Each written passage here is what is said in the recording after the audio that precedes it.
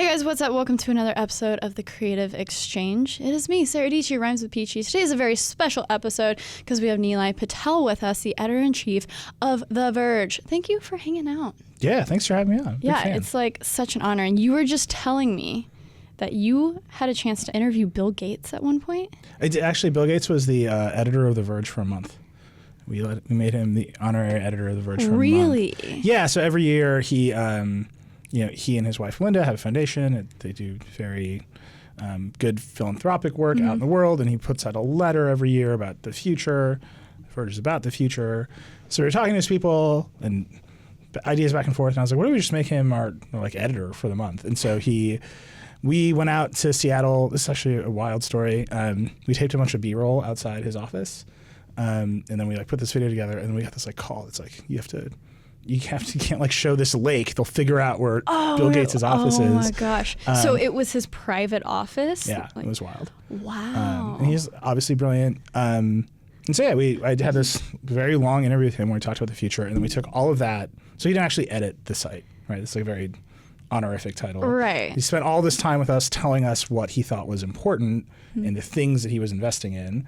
And then we went back and assigned a bunch of stories, like big features about those with his videos as sort of the guide of the stories. A really fun experience. And he's obviously that is so brilliant. Cool. Although it's funny, like in the current context of like crazy billionaires doing things, like Bill Gates is out there being like, I'm going to cure malaria by shooting lasers at mosquitoes.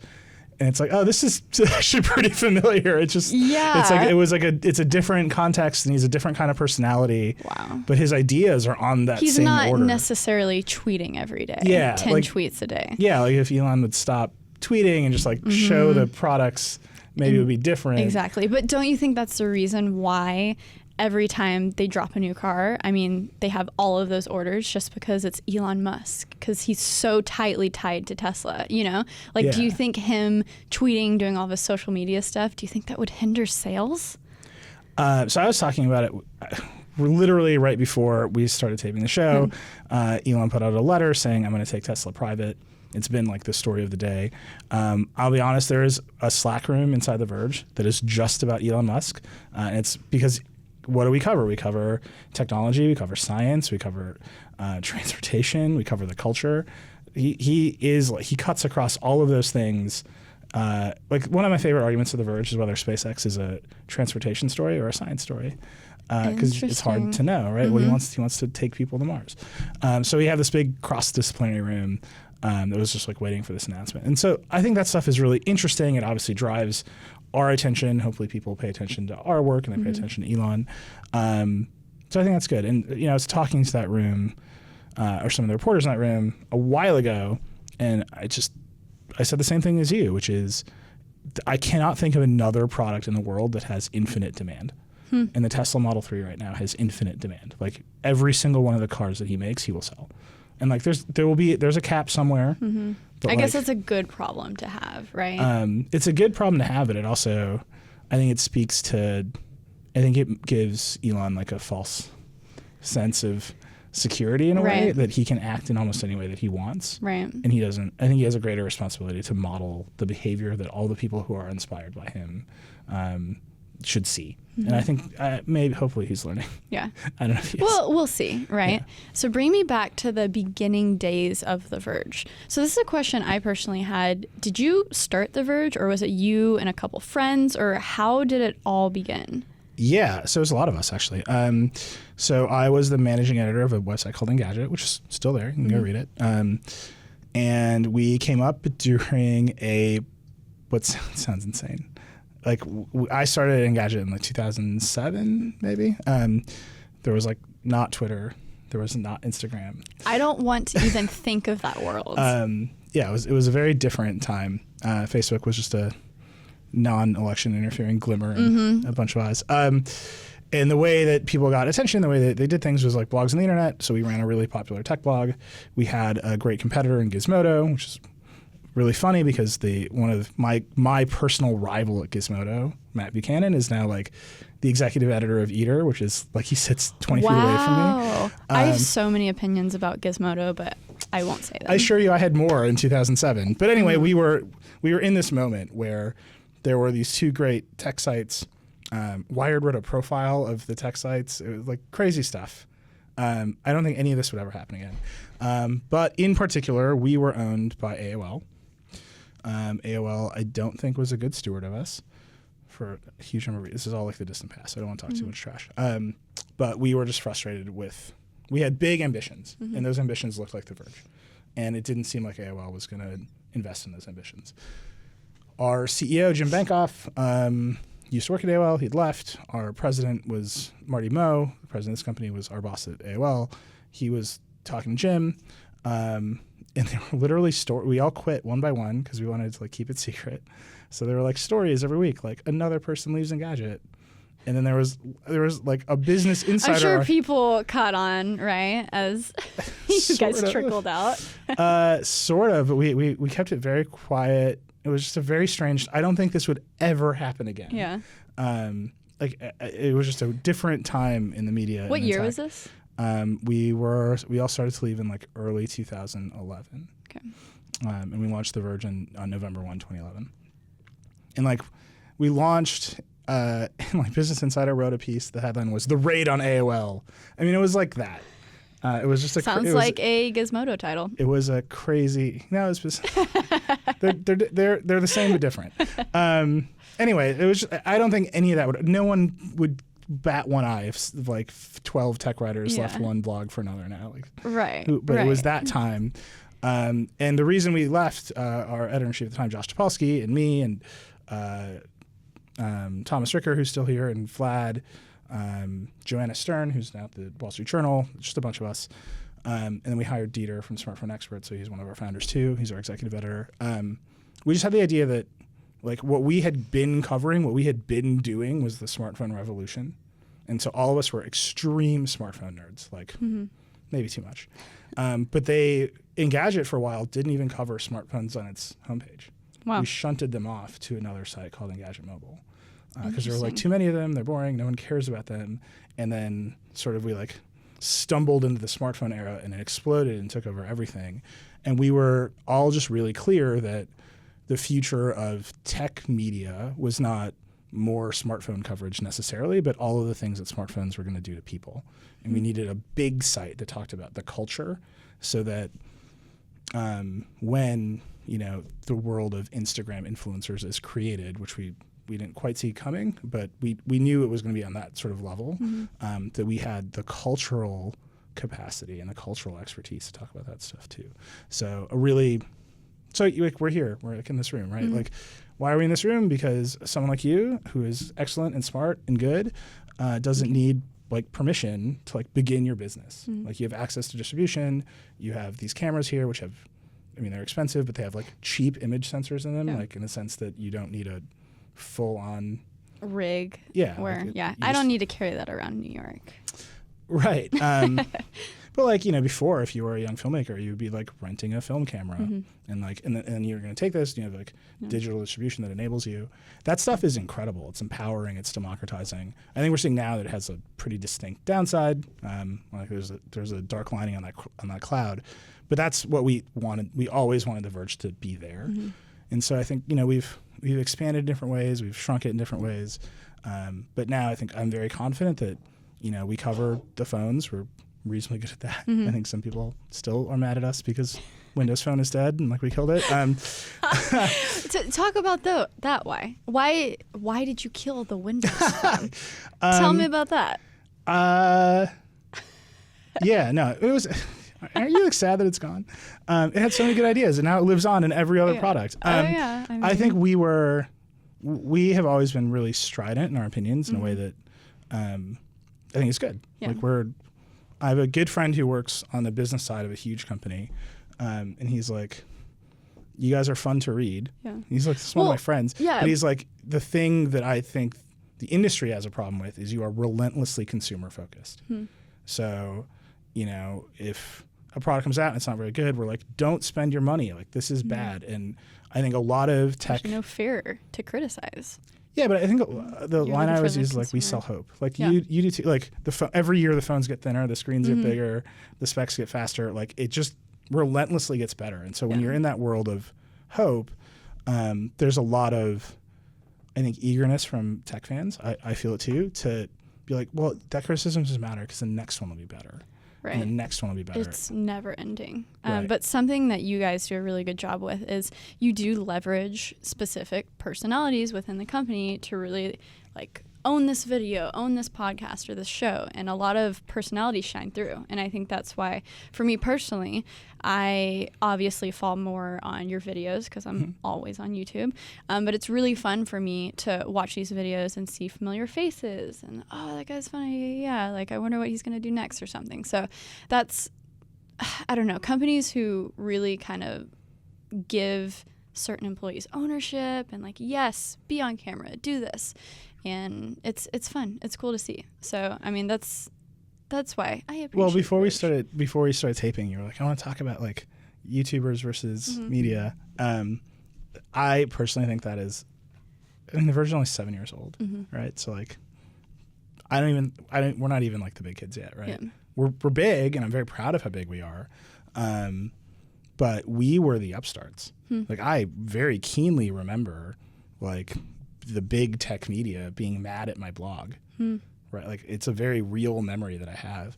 And I think that what you're describing is us knowing that like we don't want to get static. We don't want to sit still, that YouTube is an amazing platform to reach an audience, that the kind of journalism that we want to do actually matches right up with that audience because it's about the experiences that we have and the culture that we build, and that's like what YouTube is. And so we're gonna put our people there, like as people, as personalities, as real people you can get a hold of, and connect to. Yeah, because they're consumers too. And I think that's honestly like the future of the media is like trust is in short supply. So if you can be consistent, if you can be true, you're going to build trust with an audience as a person, and hopefully you can connect that trust to like a big brand like The Verge, and you find more people at that brand that you trust in the same way, and that's how we'll grow. I don't think we're going to grow by like SEO games or like whatever. Like, we don't even do that stuff. Behind the scenes of The Verge and the content creation, I hate saying the word content or content creation, but what else are you going to call it? Where does the idea start? Is it, oh, this would make a great article, a great piece, let's go, interview these people, make a really good written piece about it, and then, oh, how does this stem out into a video or maybe a podcast? Or is everything just different? Or how do you ideate things? And like, do you have meetings where 10 people will write down ideas and you're like, okay, how can I exit? Like, I'm curious. A team of I knew. How? Because, it's me and maybe 2 other people with the stuff I'm doing. YouTubers, maybe big tech YouTubers, Marquez. Like, he still, I think, only has 2 people who helps him out. And that's a very, I guess, just clean order of operation. But when you get to the scale, how do you funnel ideas through and really execute? Like I said, I wish I knew. No, we're always trying to fix it. I mean, that's honestly the answer. So we have 77 people around the world. Wow. So we have people in Japan, we have people in Europe, we have like 1 person in Canada. That counts as international. Nice. Had a lot of Canadians on this podcast. But so like, we're really big, we're really distributed. Not even all of our editors are in the same place. Our science editors in San Francisco, our culture editors in Portland. And so we have to spend a lot of time talking about like how do we not crush ideas, right? And how do we my like Zen ideal of what The Verge's culture like is like a surprisingly productive Montessori, right? Where like all the kids are just like running around doing stuff, and like it's great. You can't actually run that culture at scale. You can make it feel like that, but some days like we run a newsroom, and some days the news is like AT&T is going to buy Time Warner, like. That's what we have to do today. Like, there's not another choice when you run a newsroom. So I think part of it is we are very open across our teams. I don't want our teams to be siloed, so I want people to run around and crash into each other and have ideas across our teams. Like, nothing makes me happier than a tech reporter writing a piece of culture news or a culture reporter reviewing a gadget. Like, it's so surprising when not that it's happening, but the ideas that come out of it are so much more surprising than sort of the regular people in those zones. And then your question about formats is like, we have a big video team. And I think our video team is differently situated than most every other video team that I know, even inside of this company and the industry, in that it is part of our editorial team. It's not like a video team doing its own stuff over there with its own talent, its own ideas. It's directly integrated into our editorial.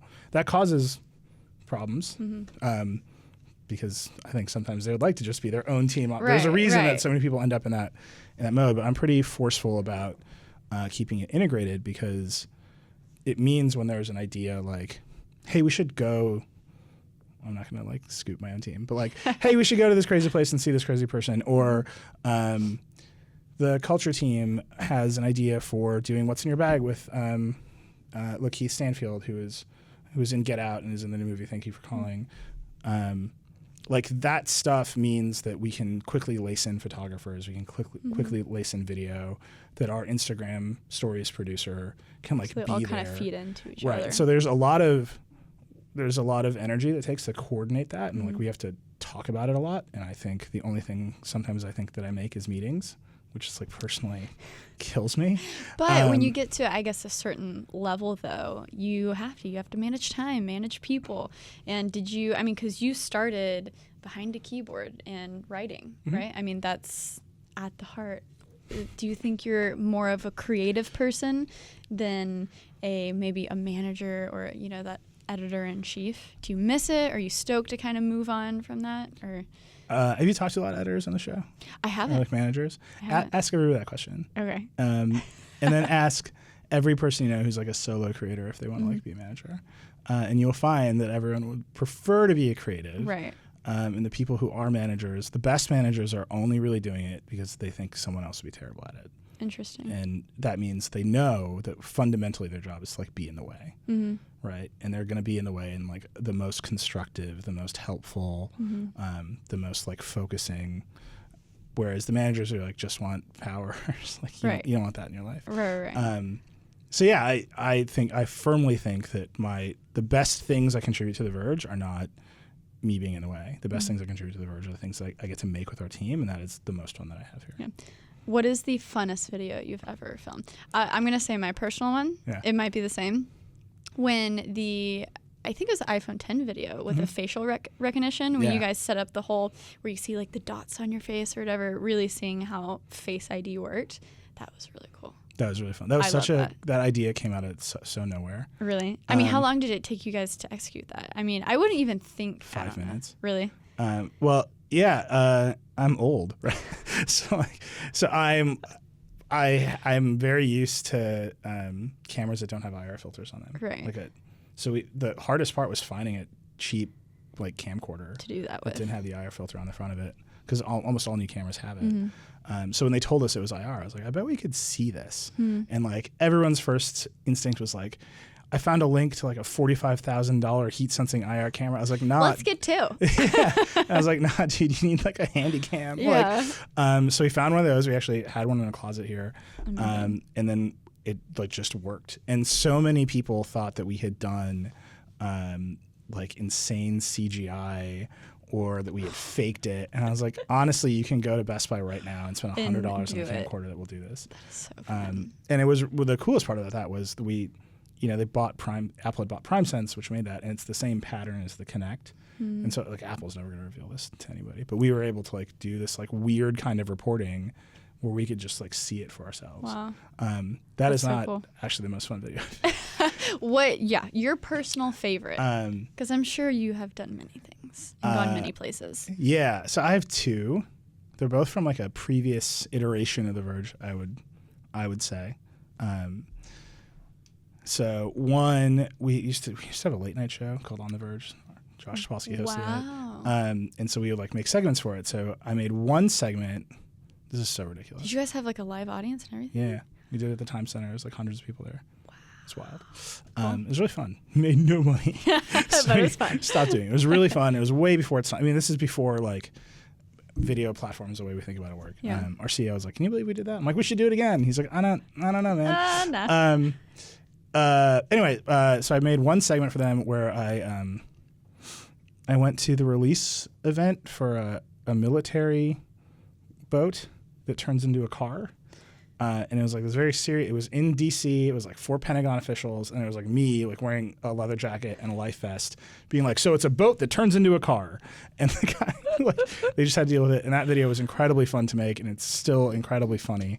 Wow. And then another segment I made for that show, I found I like drinking whiskey, and I found a distillery upstate New York that, you age whiskey in barrels.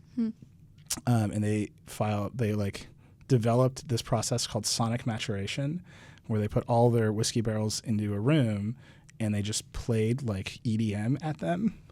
What? And the bass frequencies would like vibrate the whiskey in the barrels and accelerate the aging process. So like, there's definitely a video of me dancing to Nicki Minaj in a whiskey warehouse to like shake the barrels. You know like, what? The most ridiculous Just when you think nothing new can happen, you play EDM into whiskey barrels. Yeah, it was very strange. That's great. Okay, The Verge's Twitter bio is TheVerge.com covers life in the future. So in your perspective, what makes you guys different to other tech blogs? Is it because you are more looking towards the future and how things are going to impact us, on a human level, culturally, like what you said earlier, or what makes you different? Well, I don't think we're the only ones to do that, first of all. I mean, it's like an aspirational statement. Like every car magazine covers cars. So I don't think the Car and Driver covers cars. What makes you different than automobile? That phrase gets, we talk about that phrase all the time. And like what our like mission really should be. To me, the thing that makes us different though, is the idea that we are going to connect these tools to what gets made to the next set of tools. And that's like the virtuous cycle that I want everyone at The Verge to always be thinking about. So bring it back to cameras and phones. Like we developed small image sensors, we put them in phones, and the thing that got revolutionized was dating, right? Like that's just crazy. Like you would never think that that's how that would go. And like now we have a great podcast called Why'd You Push That Button? And it talks about like a bunch of things about how young people use social media. But that's because of the tools that got built. It's because of the speeds and the feeds. And you then see the next generation of devices and tools get made that reflect that in a culture, and they lead to another emergent behavior. So we had you on our Circuit Breaker show. It was so fun. And we talked about, I think it was Sony cameras, and like, when's Sony going to put a mic port on the RX100 is like, that is going to be in response to market demand from vloggers. It's not from dads with kids. Right. And that market literally didn't exist before. Right. And that cycle to me, if The Verge can just stay focused on it, like we build these tools, we build these apps, we build whatever, that changes the culture. And then the next generation of those tools will reflect that culture and push it in a different direction. That's when we're absolutely at our best. I have a heavy question for you. Okay, so can you give us, because I haven't stayed up to date with this, but you're tweeting about it a lot. Can you give us an update? Where is net neutrality at right now? And like, yes, I understand it's probably a shit show, but it's like, I can't keep up with what's happening. And because I know, you know about this stuff. Can you bring it to just a consumer level? Like, why should we care about this? Sure. Like why does it matter what's going on? Is it still just all the things are happening? I do tweet about it a lot. Yeah, so I'll put it in the context of like right now, right this very moment. The big platforms are kicking Alex Jones off, right? Say what you want about Alex Jones. I think he's not very good for society, but whatever, the big platforms are kicking him off. Then there's a lot of people are saying you're unfair, you're neutral, you should have him on those platforms. But then the platforms are private companies, and you have this like argument happening at that level of the internet, at the sort of YouTube, Twitter, Facebook level of the internet. The real question, like ultimately, and the people who are like, you're neutral, you should keep Alex Jones, are the people, mostly Republicans and conservatives, who fought against net neutrality, which is like a really weird thing. It's interesting. Because the whole point of net neutrality is that the one layer underneath it, the actual pipes and wireless signals that like connect us, pipes, physical internet, not actually pipes, but the pipes of the internet that connect us together should be neutral. So that you can't discriminate between YouTube and Facebook. Not Alex Jones and someone else, but literally at the service level. You shouldn't be able to pick winners and losers. You shouldn't charge consumers for faster access to these services. And so the distinction I make is like, I mean, you're a YouTuber. You probably feel like there's not enough competition for YouTube in this world, but like there's competition for YouTube in this world, right? At least a little bit. Yeah. Yeah. Well, yeah. And as I will say too, as a YouTuber, I am always looking at what is the next platform. Should I be aware of it? Should I be on it? Because there are so many complaints about the YouTube platform itself. Right. But so you're part of that market, yeah. and you feel like that market is constrained, but you're always looking, and you feel like maybe IGTV, it won't, but maybe IGTV is not going to be the thing. The problem, I will say this, the problem with IGTV is too many people are talking about it and not using it, and that's when you know when it's not going to be successful. Stories, everyone hopped on it. Yeah. No one was talking about strategy. Mm-hmm. Everyone just started using it and consuming it. Anyways, continue. No, so I'm with you. I'm with you on all counts. Right, like you are successful, you're smart, you're like participating in this market, you've got one thing, YouTube, you're like, I don't like the deal maybe I'm getting with YouTube, I'm looking for an alternative. Some alternative exists, maybe the deals are better or worse, but alternatives exist. Who's your cable provider, like your internet provider? I don't have, Verizon. How many I don't have cable, but well, be like, who's your? I have the internet. I have cable broadband internet. So, right. How many choices do you have? Choices? I mean, it's the internet choices. YouTube, Twitch, Instagram. No. I mean, those to are get your connection. Oh, Verizon and Comcast, I think, or not Comcast. Spectrum. What is Spectrum? Spectrum just got kicked out. They rebranded, right? They got kicked out? Yeah. Interesting. Why they get kicked out? I mean, well, okay, I will say that Verizon has always been faster and better customer service, but when you don't have competition, why would you have to keep up? So Spectrum made a bunch of promises about wiring houses in New York and they didn't keep them, so the state of New York kicked them out. So you're down to one. And that's, to me, that's the problem. Like, everybody can be really mad at YouTube about what content they allowed and whatever, and like maybe they'll be able to go somewhere else. If you are mad at your internet provider, you often can go nowhere else. So that the market isn't functional. And if the market isn't functional, the government should say, like, here are the rules. And that's like in some, like, I think most people understand that. And then you get lobbyists who are like, but if you unregulate us, we'll lower prices and all the cars will have 5G. And like, do I believe any of that? I do not. But the rules are gone under the Trump administration. The sky sort of hasn't fallen in the way that some people think, but it also definitely has in like a variety of other ways. So like the privacy regulations that Congress passed were like stricken, so they can do more and aggressive tracking. AT&T is buying Time Warner. Like, what are they going to do with all the Time Warner assets? They're going to preload some whack apps on your phones. Like that is what they are going to do. They are naked about it. The HBO Go app is on your phone, streaming data free, and like you have maybe no choice. And maybe that's like what you want. But like I've covered a lot of Android phones, and like no one has ever said, "I wish there were more preloaded apps from AT&T on my phone." And like so, we're slowly moving in that direction. Yeah. We'll see how things go. But yeah, sadly I do tweet. I wish like your Twitter feed is like super fun. I keep it fun, but also I feel like that's my brand, or that's also just me, right? Such a horrible brand. That was the roughest burn of all time. Yeah, my brand is fun and creativity. You are the editor-in-chief of The Verge. You need to keep us informed. And so I follow people like you to stay informed in certain aspects of the internet and the world. So there is a lot of value to that. I don't think people you're coming out of this hole, but you're not all the way out of it yet. I don't think people are following me for me to comment on what I think about Trump or all of that stuff. And I think where that stuff came from for us was we realized that like we were basically answering the question of like, why does my phone suck? And it was like around the time of the iPhone 3G, and like people's calls kept dropping, and we could just like we could keep going down the rabbit hole. Like it's not because AT&T's lazy. It's like there's like a frequency or a spectrum auction coming up, and like there are frequencies that work better than other frequencies. Oh man, that's so interesting. Oh, the next step of that is like there's a building in Washington with a bunch of like people in gray suits who like argue about how spectrum auctions should work, and like people wanted to know about that, and you just keep falling down the rabbit hole. And really, the only question you're asking is why doesn't my phone work as well as I want it to? And the answer is often extraordinarily boring. But if you can connect it to that like real consumer experience, it turns out lots of people want to read it. Yeah. It's huge. So now moving on to you. Oh no. Beyond the Verge. Now let's so be talking about spectrum policy. Yes. So we kind of, we talked about how it started and stuff, but before The Verge, before Engadget, what were you doing? Did you study law in college? Because when I looked up your name, you had a little like Wikipedia thing. It's like tech journalist and lawyer. And I was like, interesting. I was a horrible lawyer, but I was a lawyer. Okay. I was a really bad lawyer. God, I'm gonna tell this story. I'm such a nerd. So I was in college. I don't know what I was doing there, but I was in college at the University of Chicago, and Napster came out. This makes me seem really old. Napster came out when I was in college.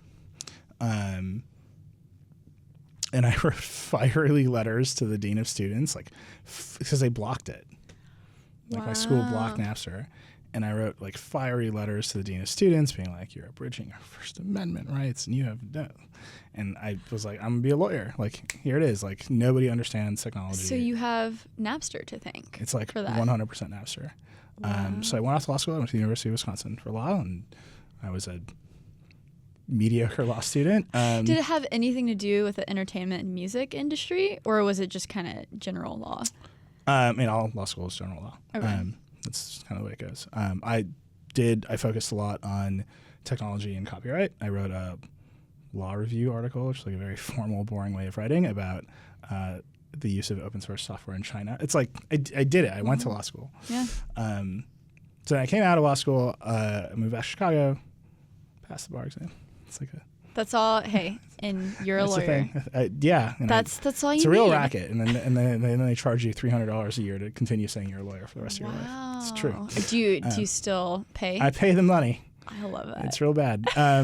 Every lawyer will tell you it's a real racket. But honestly, though, that's pretty sick that you can be like, I'm a lawyer.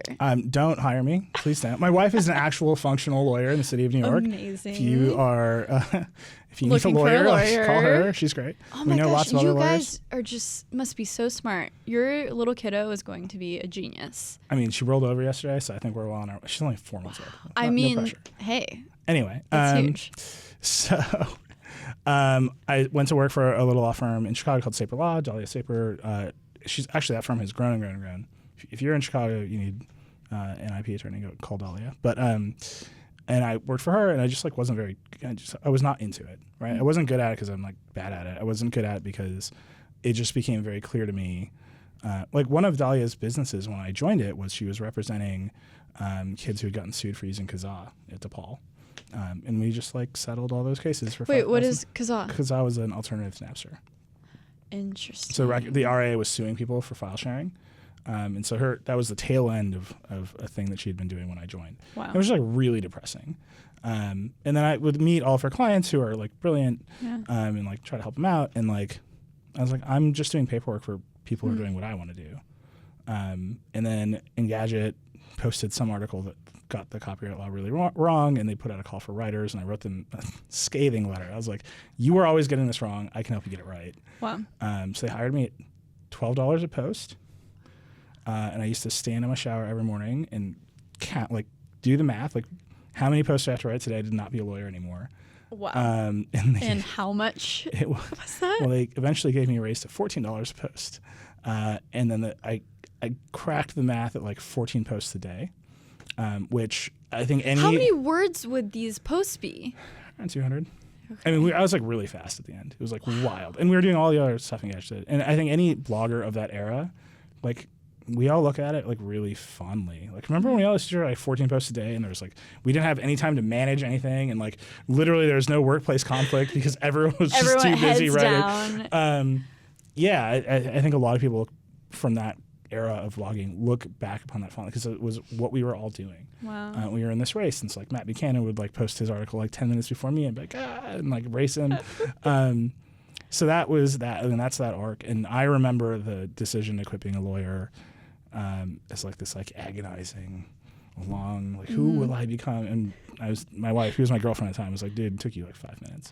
Like you knew it the whole time. I mean, so were your parents very disappointed in you in the beginning, but now obviously I'm sure they get it. But was it kind of like, seriously, dude, you went to school, you became a lawyer, you're not going to be a lawyer anymore? I think my parents are still deeply confused about what it is I do here.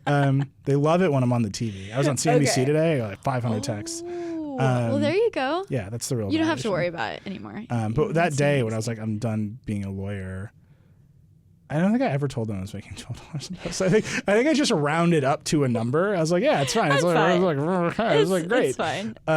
So yeah, I think that was a thing. And then when AOL moved me to New York, I think is when they realized like they had no hope. Although my mom, like I have a good Indian mom, and she'll be like, and they're both doctors, and she's like, don't you ever think about being a doctor? Like now, all the time. Oh, where do they live? Is it? I grew up in Wisconsin. Okay, so I mean, do they understand the fact, like what I'm looking at? We're in downtown Manhattan, all these huge buildings. Like, do they? I don't know, because it's cool. It's cool what you like. How do you explain this to them? I guess they've probably been here. Yeah, they've been here tons of times. They're both doctors. My mom has an MBA. Like they're worldly, but like maybe it's just like an Indian parents thing when they're doctors. Every now and again, they're like, "Don't you think you should be a doctor?" And now I think it might be a joke, but you never know. No, they get it. I think that what they don't, what nobody gets. Like my parents are brilliant, so I don't want to go that way. What I think nobody understands yet is how what you're doing, how what we're doing at The Verge, what this company Vox Media is doing, all the digital media companies, how that goes from being the new thing to the thing, right? And so you brought up Marquez earlier. Marquez is wonderful. Like I think he is one of the smartest reviewers out there. I think he's personally a great guy. Every time I get to talk to him, I just like, wow, awesome. I'm like, wow, that kid's impressive. Yeah. I'm on your podcast because I think you're great. Like the thing you're making is like really hard. Like you have to do all of the work, right? And that's not necessarily scalable, right? Like well, that's what I'm butting heads with right now. That's why I'm excited about the podcast, because I'm like, I can have someone else edit this. This is great. Yeah. I'm not worried about it being my voice, like in videos. So right. So that's got to grow up. Marquez hired some people. He's going to grow up. The Verge, we've hired a lot of people, and like we're growing up. But like, I still like Wired has that I don't have. They have a print magazine cover. People like a print magazine cover. Like CEOs want to be on that cover, right? Right. And so like I think at every stage of this kind of new stuff that we're building, there is sort of the idea that there's like the real version, right? And I think that's like, and it's like, okay, while they make their print magazine covers, you're going to be making more like million views YouTube videos, And it's like, and so the audience has to come with you on that, right? The audience has to like know, like I would rather be on this YouTube video that has 1 million views than on the print cover of a magazine. And I think you're going to see that as the audience gets younger. I mean, truthfully, I would love to collab with a big YouTuber instead of like a big magazine. Of course, if you're going to be on the cover or whatever, but I don't know. I think, everyone wants to be a vlogger. All these young kids want to be vloggers. Yeah, and it's fun that we're talking about blogging, because if you're 14 out there listening to this, blogging was vlogging, but with words. And, it's like... Oh my God, I'm gonna die. I'm gonna die. What if I just die right here? I'm telling you, times are changing, But that's why I love The Verge, because you guys are doing all the things. But I want to talk your personal tech. Oh, we're still on me. Yeah. I tried to swing us out in this like big. No, man, I'm bringing it back. Bringing it back. Yeah. What is your personal go-to, like laptop? Like, what's your workhorse? Yeah. Do you have a desktop? Do you have a laptop? And then what is your phone of choice? So on the computer side, I've decided that I've pitched a tent in 2015, and I will not leave it until Tim Cook personally comes and takes away my USB ports. So my computer at work here. Rest in peace. Vergecast listeners. No, my fan on my computer turns off. So I have a 15-inch MacBook Pro with a GPU. It's Core i7. I actually stole it. Our video production teams were rotating in new laptops. I was like, is that when I was 2015? I took it. There's like, yoink. I'm telling you, no matter what anyone says, you never get used to the dongle life. Yeah. You never do. I'm trying my hardest to never be part of it. I'm gonna just stay here in 2015 until this there's is USB-C accessories the fact in the that world. you're using a 2015 laptop. Look, how are you supposed to tell us the future when you're on that 2015 laptop? I'm looking at the future, and it looks like 500 dongles. That's true. That's very and then true. I have an iMac at home, which is wonderful. I'm on this iPhone 10 right now. I just had a kid, and Congrats. the last thing, once you have a kid, the pull into iOS is so insane. AirDrop, like yeah. So my wife and I are always airdropping photos back and forth. I don't have to install an app on my family's phones to like share photos. I can just like share them in iCloud and they just show up. Right. And they're that just whole there. ecosystem. It's the same app they use for the regular photos, so like they all see it. And then iMessage. So it's just like it's the second it happens, it's just like, all right, you're just on iOS now. Your bubbles are gonna be blue. Although I just like installed Android P on my Pixel 2 last night. I mean, again, if you're a Vergecast listener, you know this. Like, I buy the new Pixel on the Vergecast, like on the dot every year, and like sit there and be like, I'm gonna switch this year. And my co-hosts are like, No, you're not. No, like, but I will say this. The other thing that having a kid makes you really realize is phone cameras suck. Really? Yeah, they're like I think we all take a lot of photos. You always Instagram, it's great. Yeah. But like babies are always moving. Babies are moving, but like also just like the resolution of a phone camera. Like once like the person is small, it's like a thing. So then you're like trying to like crop in to like get a smaller person in the right frame. Right. And you're like, oh, I'm just like blew past its like resolution limit. Right. So I've been using my RX100 like constantly. Yeah. I bought a big Nikon D7500 when I was like, I'm back. And then I pulled my Nikon. I'm a Nikon Okay, person. guys. Do you guys know what a Nikon is? Why do I keep owning myself on the show? It's the worst. I'm sorry. I always Bloggers give Nikon. use Nikons. I always give Nikon crap. Like, honestly, it's for no reason. It's just the fact that I guess I'm more video on the video side. Yeah. So naturally I went to Canon and then I went to Sony. And so I still keep up with that world, but I'll see a Nikon announcement and I'm like, yeah, really, guys? Really? But they're contrasty, they're punchy, the pictures are beautiful. But if you are that multi-creative type that needs to do kind of all of the above, Nikon is definitely not the camera for you. This is where I wanted the show to go. Off of me and onto you roasting Nikon. This is great. Boo, Nikon. But you like the RX100? I do. I've been using it. I just have the Mark IV. Should I get the 6? Should I upgrade? I mean, okay, I don't think your baby is going to go far enough from you that you need the 200 millimeters, let's be honest. The only reason why I recommend the 6 to people is if they have maybe some travel coming up and they, maybe they want to travel light and they don't want to bring extra lenses and stuff. The RX100, I think there's a misunderstanding where people get upset when a company fits all this crazy technology into a smaller form factor, but then they get upset about the price. But like actually fitting a 24 to 200 millimeter lens is insane if you think about it in that tiny form factor. So to me, it makes sense that it's so expensive. But people see a point and shoot and they want a price below $1,000. So because it is $1,200, I definitely say only if you need like one camera that does it all, and maybe you're traveling, you need that extra reach, because the 200 millimeter is really worth it. But now that the 5 has dropped the price, the RX100 5 has better autofocus, much better like face detection. So when you got that baby, maybe you're vlogging, moving everywhere. That's what's gonna happen. This is how this always goes. I have so many RX100s. It's insane. Okay, so we took to Twitter.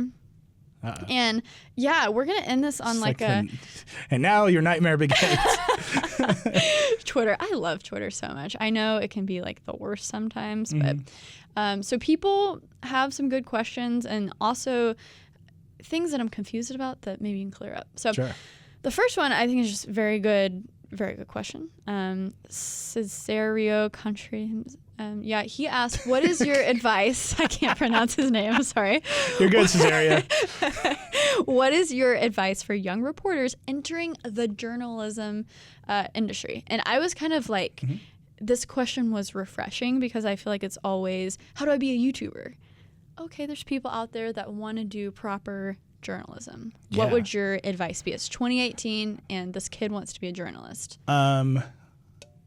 I have 2 pieces of advice. They're so simple and basic. One is learn how to ask people questions. It's like the heart of it. And asking hard questions that you would never, don't like roll up to your friends and ask them hard questions. Like go do some reporting. And that skill, like being able to do the reporting, being able to talk to the CEO and be like, why is your company failing? Right. And or trying to get at a question that other people aren't asking is actually really hard. It's like emotionally hard. And I don't mean to say that like journalists are the greatest. I mean, like literally you get shy and anxious. Yeah. And if you can't overcome that, then you're never going to be like, ask the question. And then you're never going to be the reporter. So that's like just number one is like, if you can go get a scoop, if you can like see something other people haven't seen and like go find the people and ask them questions, you will go far. Like you will just that's good. Go down the line. The second one is like the polar opposite of that. And it's the one that you can do without having to like accost your friends and ask them their personal secrets, which is you just have to write your face off. And like 14 posts a day is like probably not unworkable, flatly probably illegal now for me to like sign a contract with somebody. But it made me write constantly. And when you write that much, I'm sure it's the same for you. You make so many videos, you see your own tics, you see your own patterns, you see your own cliches. You are forced to confront what it is your brain will produce if you don't change. And then once you have the ability to just like write 500 words that make sense in an order, you can do anything, right? You can go in any direction you want. And I think something that's actually something I've been practicing as well is writing clearly and to the point, because I think a lot of people underestimate the importance of writing. So I hated English, absolutely hated it, but I'm a creative person. I'll make videos for the rest of my life. I don't need English, but there's so much writing involved. Like, I hate to break it to you, but you're writing treatments, you're writing so many different things, like for brand approvals, and you need to know how to communicate ideas very clearly and well. And I think that is so huge. And I think it's so powerful to be able to write in a clear fashion. I was just reading this book, Frenemies by Ken Auletta, which is the digital ad industry, and like, honestly, you should only read it. It's a great book, and he's a legendary reporter. But unless you're interested in how ads work on the internet, you shouldn't read That's it. Interesting.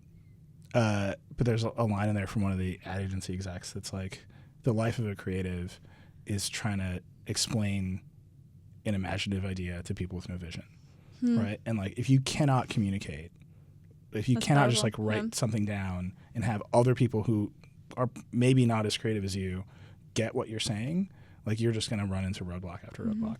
That's good. It's good. Good advice. Okay. Casey Newton chimed in. Casey is from The Verge as well, the homie. Would love to hear the origin story of the viral hashtag that Nilay created, Never Enough Toast. My dude's trolling me. Is that real, or is he just trolling it up? Okay, so this is how bad I am at social media. This is so bad. So there is a hashtag Never Enough Toast. Okay. You can go to Instagram. I love bread, so I like where this is going. So like my wife and I would go to restaurants, and we would always order the cheese plate or a dip or the artichoke dip or whatever, and we'd always get like a huge thing of like cheese or like a huge thing of dip, and then like 4 pieces of toast. And we're like, why? And so like we're always asking for more toast. So I started for about a year just like Instagramming. This is like before Instagram, before stories. So Instagram felt less important. Curated. Yeah. Right. So like my Instagram forever was just like pictures of dinner. And it would be like, we want more bread. And it was like huge cheese plate, 3 toasts, hashtag Never Enough Toast. And all my friends were like, this is the funniest. We love it. I was like, yeah, use the hashtag. And instead, I don't understand how this happened. I became the toast police. So they would just text me photos that said Never Enough Toast. And like to this day, like a rando in Australia is like, Never Enough Toast. And I'm like, why are you... Tell the world. It's not a movement. Gosh. Like, I'm not going to call this restaurant. Thank you so much for your work. Never enough. Just use the use the hashtag. Casey, thank you so much for that question. It went so wrong. Oh my God. Okay, 2 more questions. Yeah. What is the story behind the handle Reckless on Twitter? You are at Reckless. There's not. I wish there was a good story there. Like, it's a good, clean word. I joined Twitter when it started, and people weren't using their real names. There's a really kick-ass record store in Chicago called Reckless Records. Reckless. That's it. Oh man, so many people are gonna be let down by that. You got to make some epic story. You know, like my favorite or least favorite kind of like insult is like when The Verge does something or I do something, they're like, "You are reckless," and it's like. it's just like Twitter. Like it's not no not connection. Like telling to your like past. Like if you're trying to own someone using their Twitter handle, like it means you got nothing. So funny. Yeah. Oh my gosh. Okay, well there you go. It's revealed. Last question from I'm Patrick T. What's the number one thing, if any, that's holding the tech online industry back? Is there too much of the same, for example? Is everyone playing it safe? The number one thing, do you want like a crazy philosophy answer, or do you just want like a we need more smart speakers answer? What's your crazy philosophy answer? So like the big thing that happened, this is like the story of The Verge, right? The phones came out and everything converged into a phone. Mm-hmm. So there's not a market for cool little tape recorders anymore. There's not a market for MP3 players. There's not a market for mid-range point and shoot cameras, right? Like so much of the innovation that was being pushed out into other categories, your phone can do a reasonably good job of all of those things. So I think what you're seeing is like this deep concentration in the phone. There's only so many phone winners. Mm-hmm. So like really the biggest camera news every year is like whatever Apple does to the iPhone camera. Right. Is that like great? Does that like make you excited? Nah. Mm-hmm. But then you see these other pockets where, and so a lot of that innovation moved out of like hardware and like new kinds of hardware into software. So like now it's like apps, and what are the apps going to do and how are they going to use this hardware differently? I think that led to a real big lull. And a lot of the tech journalists I talked to, Walt Mossberg, he's like the most legendary tech journalist of all time. On the podcast that I hosted with him, he often referred to the lull, right? Everything had converged into the phone. The next set of really exciting things hadn't quite happened yet. I think we're coming out of that. A joke I have with Joanna Stern of the Journal is that I always yell gadgets are back at every CES. And she's like, no, they're not. But I think they are. And I think that basically when, we had desktop PCs, we would like have all these like crazy things around our PCs and we'd plug them into a PC with a USB cable and like that was great. And now instead of that, we have a phone that's basically our computer and we buy something else and it connects over a cloud service to your phone, and that's the new USB cable, and you're seeing this explosion of devices around that. The second you add a cloud service, though, there's like huge privacy problems. Now you have a user account. You're sending data through the internet. I think that it's that. We haven't like quite figured that out. We haven't quite figured out that phones are basically just computers, and what we need is like this range of devices everywhere else. Once the sort of convergence moment ends, and I really do think it's coming to a close. Where everything is going to get sucked up into. And you're seeing, this is my smart speakers thing, it's like you're seeing the entire smartphone supply chain get leveraged to make radically different kinds of devices that are way cheaper because there are enough processors in the world. You're seeing different kinds of experiences show up, and I think that stuff will be the more interesting stuff. That's good stuff. And I think a lot, like what will help that too is I think we're reaching a point with smartphones where it's like, okay, what more can you really do?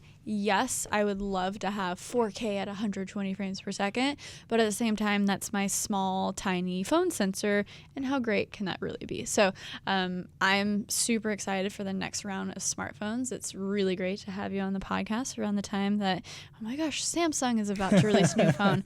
September is around the corner, so what is Apple going to release? So I'm looking forward to you guys covering that stuff, and thank you so much for being on the podcast. So other than @Reckless on Twitter, do you have an Instagram? Obviously theverge.com. Yeah. But you don't want my Instagram unless you want baby photos, man. Like it's Go good. find him on Instagram. My social media people were like, your Instagram engagement's way up since the baby came. There you go. I mean, that's the trick for engagement. Babies. Apparently, Vox.com just wrote a story about SpawnCon. SPAWN. SpawnCon. Baby monetization. Amazing. I gotta get into it. You have to. I'm not gonna do that. Find me on Twitter. That's the best place. You want to see photos of Max? She's on my Insta. But really, find us on The Verge. That's the best place for us. Love it. Make sure, guys, to subscribe on Apple Podcasts, Spotify, wherever you are listening to this. Thank you so much for tuning in. A new Creative Exchange every single Monday. And yeah, thanks so much. Thank you so much for having me. Yeah, until next time, guys. Stay PG. Stay PG. That's the tagline? Stay peachy. Well, I definitely dropped an F-bomb. Peachy. Oh, peachy. Honestly, I say it so much that it's become one word. Let me redo that. Stay peachy. There you go. Sarah DIETSCHY rhymes with peachy. These are 2 catchphrases. I thought you said stay PG. I was like, shit. You should have told me that at the beginning.